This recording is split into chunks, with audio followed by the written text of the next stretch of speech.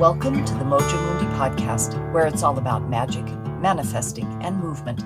I'm Ginny Watts, the Dancing Witch, and this episode is titled Perspicacious Peppermint. January 1 marked the first day of Tricycle.org's Meditation Month. My husband and I are participating together to reinvigorate my meditation practice. It helps me to have a supportive partner. Our month began with a video teaching and guided meditation with Korean Buddhist teacher and author Haemin Sunim. Sunim talked about the way our labels separate us from the all that is. When I label myself female, I generate, in my mind, a separate group, not female.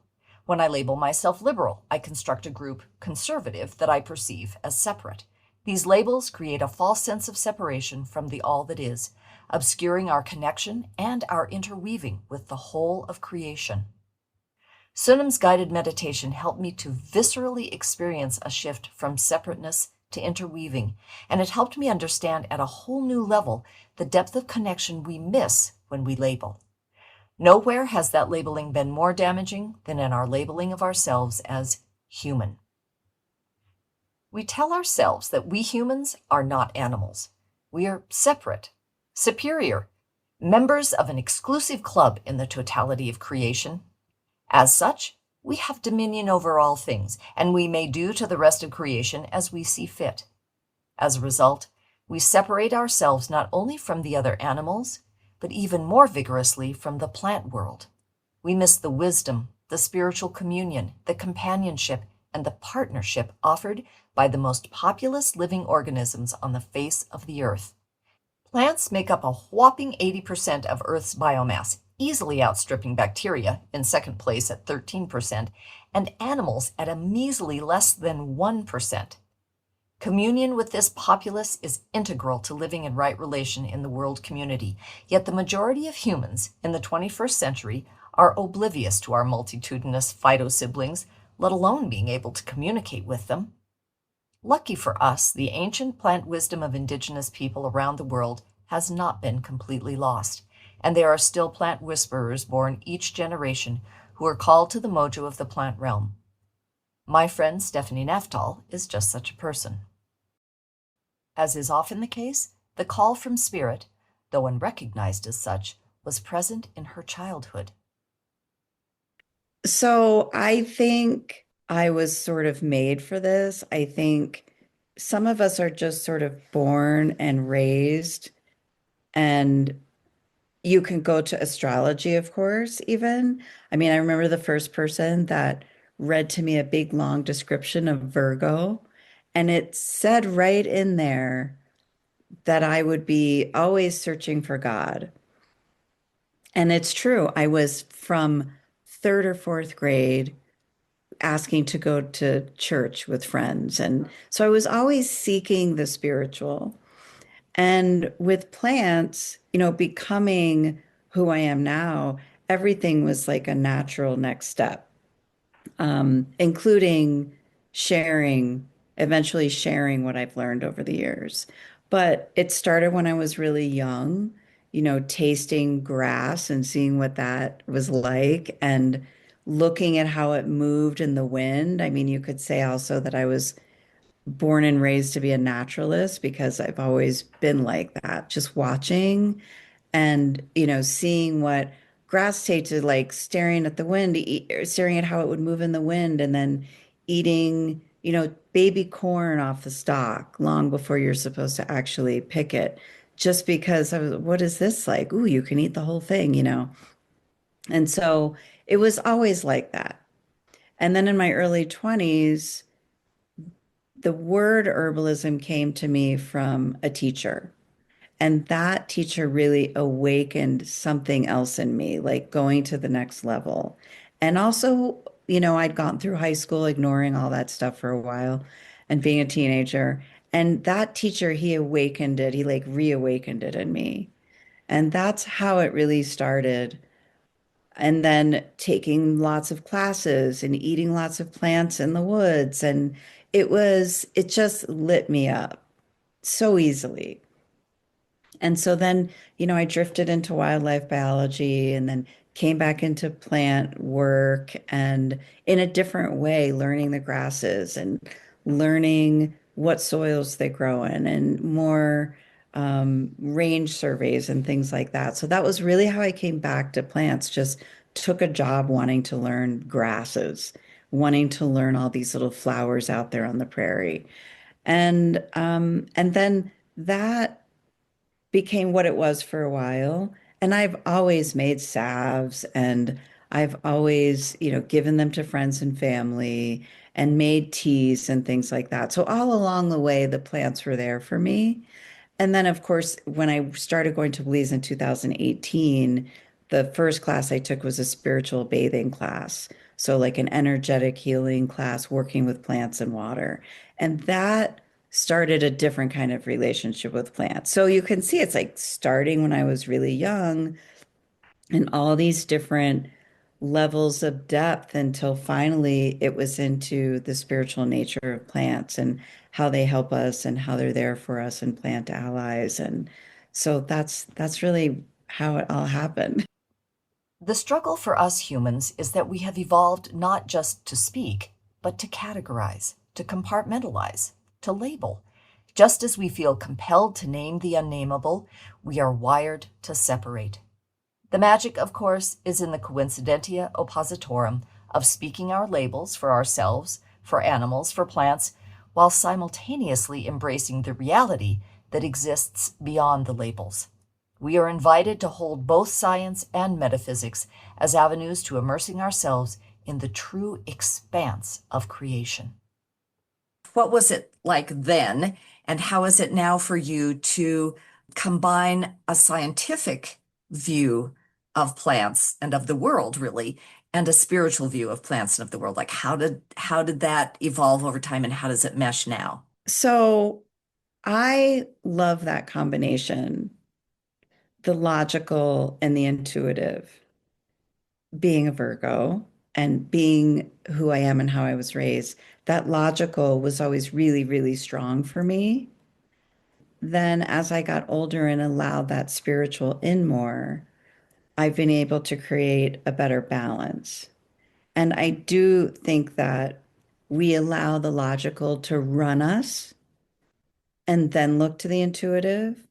And what I've learned is to try to allow the intuitive to run us and then let that logical come in and sort of fact check it. I like that. And I like that I can bring together both of those aspects of myself and my brain because I think it also helps me to understand most people that are in my classes, or that I just meet, they're in their logical brain. They're thinking that way. We have for a few generations been rational thinkers. And I think to the detriment of us and to the detriment of the earth, we became such rational thinkers. And I do think it's time for us to flip that. So it makes it easy because I did struggle with that flipping. And it makes it easy for me to understand where people are coming from. Most people are coming to me right from the start in the rational mind. And slowly they're allowing that intuitive mind to come in through however silly they might feel doing it until it feels more natural to them. But I like the logical part too. We need the logical part. That's what makes us these crazy big brains. But just we don't need the logical part to run our show all the time. Can you talk a little bit more about that flipping process? Well, just as the plants guide us and teach us, all my classes, I'm more of a mentor and a guide than the actual teacher. The plants are really doing the teaching. And once you allow that, then it sort of takes off. So, for instance, when I went to Belize, I had no idea what that class was going to be. I just knew I was supposed to take it. And I had been led to that class. I was a massage therapist for many years. That was not the natural first class for me to take. It was natural for me to take abdominal therapy classes first. But I was so driven by spirit to take this class with no idea what it was or what I'd be doing or why I was doing it and where would the money come from and all those kinds of things. I just did it. And that really was a shift for me. It was a shift to trust that gut feeling. You have to do this. And you have to do this class, and you have to do it now, and you have to do it in Belize, not in the US. All those things were really, really clear. And I sometimes have had that through like that very obvious inclination to do something that just barrels through the logical part of my brain. It's happened a few times. But in this case, I just kept following. I followed any dreams I was having. I followed any any guidance I was getting that I didn't know where it was coming from, and I just went. And then that experience in Belize was really the big flip. That was really where I went, wow. Like people talk about aha moments. Like that was a week of many, many, many of them. Just really finally so open to the plants and to them guiding and teaching and healing. That was a big part of the week was what they can do for healing. Plants, water, copal, prayers, like it just all was my language and it felt natural to me. So then, after that, it was just plants, plants, plants, plants, sitting with them, meditating with them, seeing what they had to say. How are they saying this stuff to me? How are they communicating to me? How does this work? What is the resonance of them?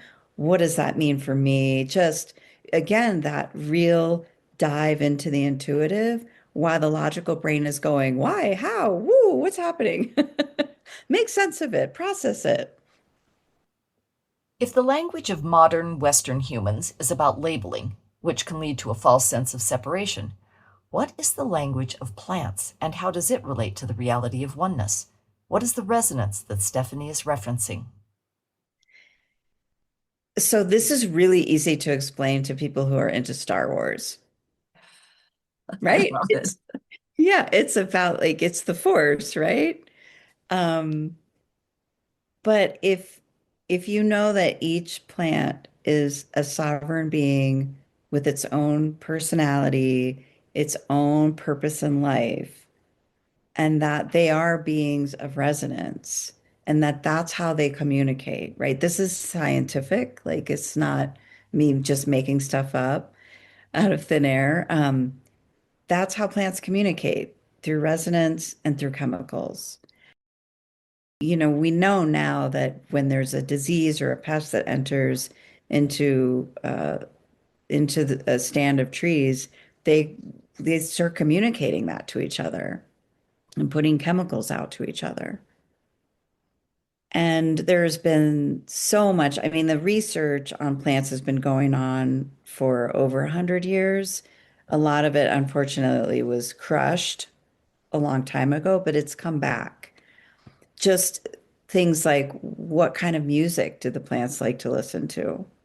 What helps them grow faster? And this is all in lab settings. It's incredible. If we can bring ourselves closer to their vibration, then we can receive more from them. To hang with them, you have to try to get on their level. Because if you're not on their level, you're not seeing them anyway. You're not seeing them, you're not hearing them, you're not sensitive to them. So you're just kind of moving blindly in a fog. But if you slow down, if you make yourself slow down, because I feel like that's what we have to do now, we have to make ourselves slow down. And if we do that, then we can get into that different vibration and go, ah. And you feel it. It's a feeling that people get right away. They don't have any idea what I'm talking about, but then they go and do it and they sit and they're quiet and they breathe deeply and they eventually, and ground themselves to the earth, really kind of feel themselves rooted in the earth. And then it's that simple. Next thing they know, their vibration changes. They feel differently. And that's when they start to, whether it's get messages from the plants, they start to really feel those plants. And at first, it's like you're trying to speak to someone from another planet, right? And if actual words are coming through to them, that first time that happens, they don't know what's going on. But that is how it can happen for some people. Those words are simply a translation from that resonance into our brains. So our brains are translating. And that's it's really nice if that logic can then come in and be like, that plant just basically in some way or another has led me to think that this plant will really help me with my anxiety. The logical brain can come in and deal with that then, especially when you're a beginner, especially when you haven't developed much of a relationship with a particular plant. Really nice to then go, am I right? Let me go check this, whether it's online or in a few different books, or just sitting with it for a few days, or tasting the plant, smelling the plant, drinking the plant. Obviously non-toxic plants, right? But that's how beautiful and simple it is. It's just their resonance and the ability of that resonance to then get through to us, for us to be in the space closer to their vibration. There have been all kinds of experiments done with this, so it's not a huge mystery anymore, except that it is because we aren't really built that way to just sit and have this beautiful sacred experience that absolutely anyone can have. And that is so special for people, especially for people who love the earth, love the inhabitants of the earth. It's just a whole other experience than with plants. The next step from what do I do with this plant? How do I use this plant? What's this plant good for? That's completely different and more superficial, but that is the beginning. That is where people mostly start, especially in the United States. But then you can move into this other area where you develop a different kind of relationship. And therefore, you can ask for help from the plants in a different way too. More emotional help, spiritual help, energetic help, a plant ally, a plant that you really work with a lot, that you work really well with, that's been calling to you. If you miss that plant, I often miss plants, right? If I'm ignoring them for a while, I'm too busy, I get into my head, whatever. I miss them like old friends.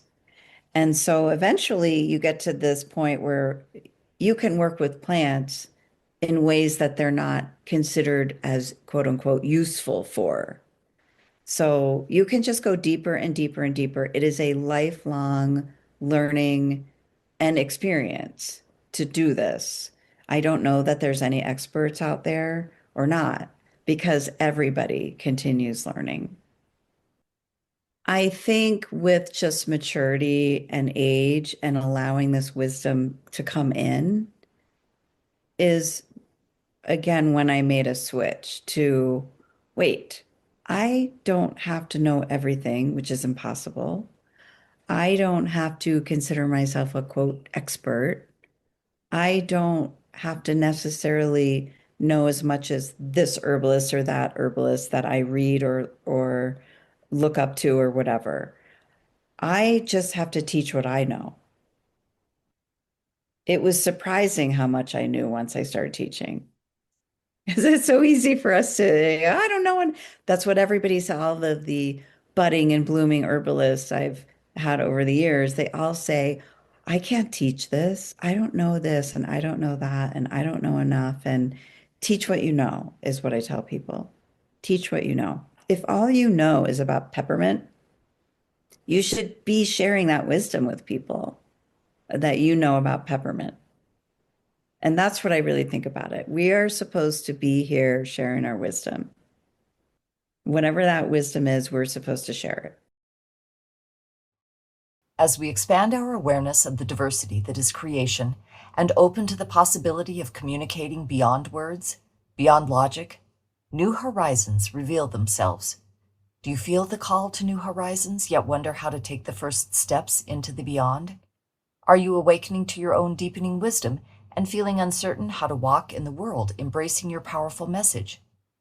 I am holding a dedicated space just for you to explore your next steps. Connect with me to ignite your inner wisdom and light the way forward on your living path. You can reach me via my website or email or on Facebook at Caravan of Dreams MT. Our music is used by permission of the artist, Sean Phoenix. Thank you, Sean. And thank you to Bozeman Public Library for the Workbench Sound Studio located in beautiful downtown Bozeman, Montana. If you would like to learn more about allowing and how to find your unique style of manifesting, please visit my website, caravanofdreamsmt.com, or email me at dancingwitchmt@gmail.com. This is Ginny Watts, the Dancing Witch. Till next time, blessed be.